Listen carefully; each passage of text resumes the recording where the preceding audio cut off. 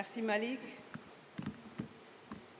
Monsieur l'honorable député, maire de la ville de Dakar, Monsieur Barthélémy Diaz, Monsieur le maire de Bordeaux, président du GCF, Monsieur Pierre Urmic, Madame Aude Saldana, directrice exécutive du GCF, Monsieur le coordonnateur général du GCF Dakar, Monsieur Malik Diop,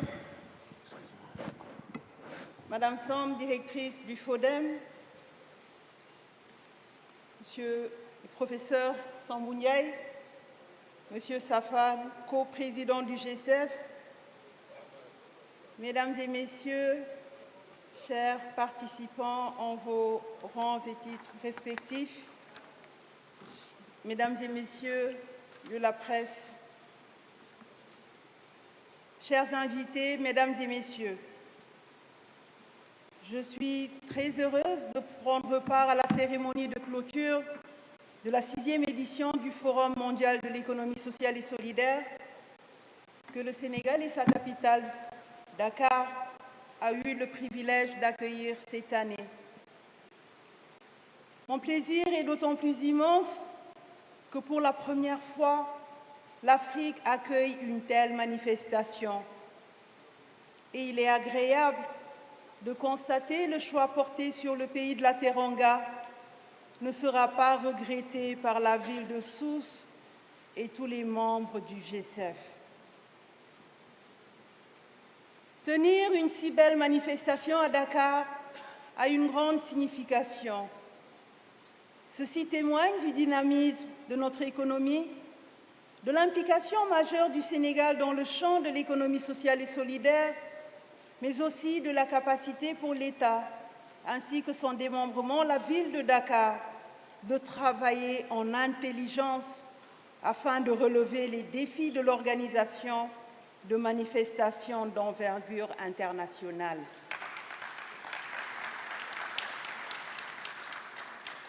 Je me félicite de voir Dakar, pendant 5 jours, rayonner comme la capitale du monde au regard des délégations venues des 4 coins du monde. Le thème, la transition des économies informelles vers des économies collectives et durables pour nos territoires, vous a amené à échanger sur les défis auxquels l'économie sociale et solidaire doit faire face. Et vous avez pu réfléchir ensemble aux solutions innovantes pour renforcer son rôle dans le développement économique et social de nos pays. C'est ensemble, pendant 3 jours, que nous avons également célébré la diversité enrichissante des pratiques de nos communautés, apprécié des expériences, mais surtout, nous avons donné la parole et avons eu le droit à des échanges qui traduisent la passion des acteurs de l'ESS que vous êtes. Ces échanges ont été riches et fructueux et ont permis de renforcer notre conviction que l'économie sociale et solidaire est une réponse viable et durable aux défis économiques et sociaux auxquels nos sociétés sont confrontées.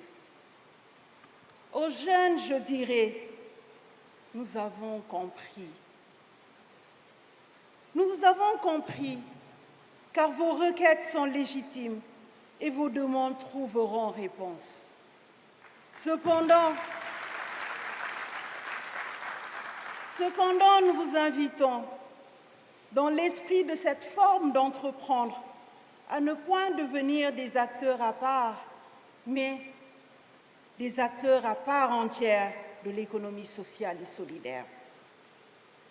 Aux femmes, l'accès au financement reste une priorité, mais il faudra capitaliser et documenter les modèles éprouvés de pratiques sociales et solidaires. Car l'ESS, c'est ce que nous savons faire, c'est ce que nous avons toujours fait.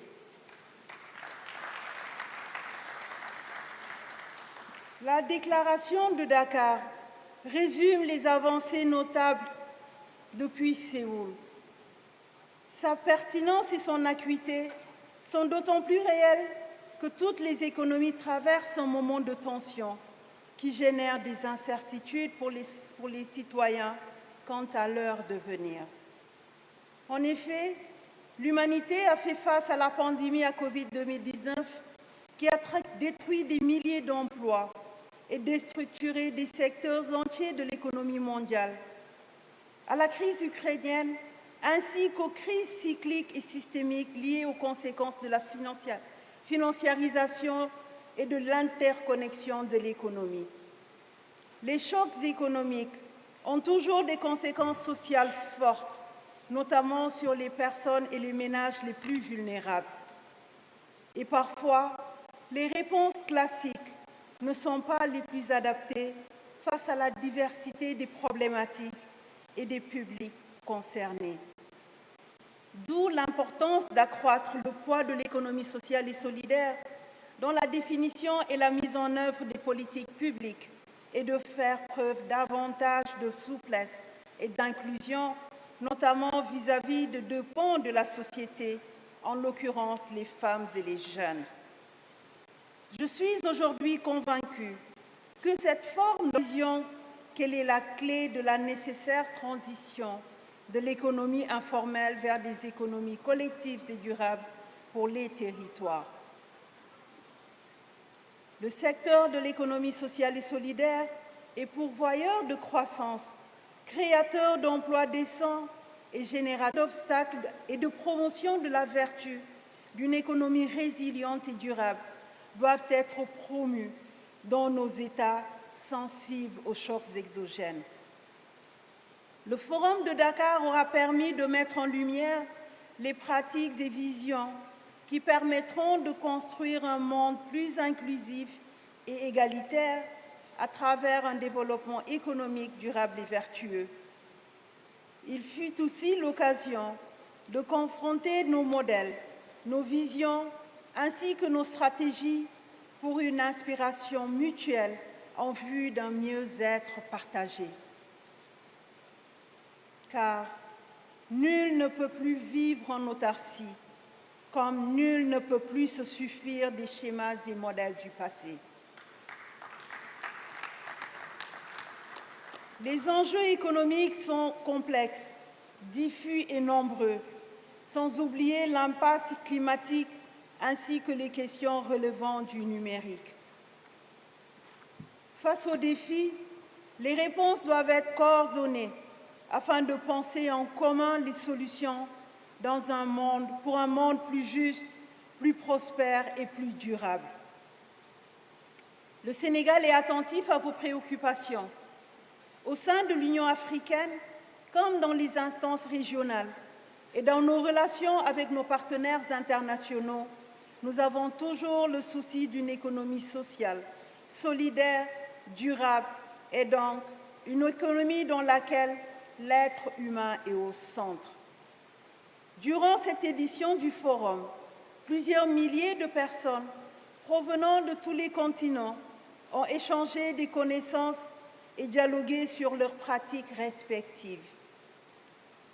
Je peux vous assurer que nombreuses de vos recommandations vont nourrir les politiques publiques.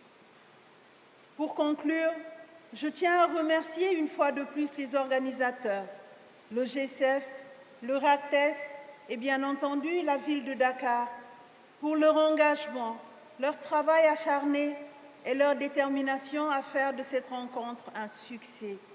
Nous pouvons humblement dire que nous avons tous réussi ensemble.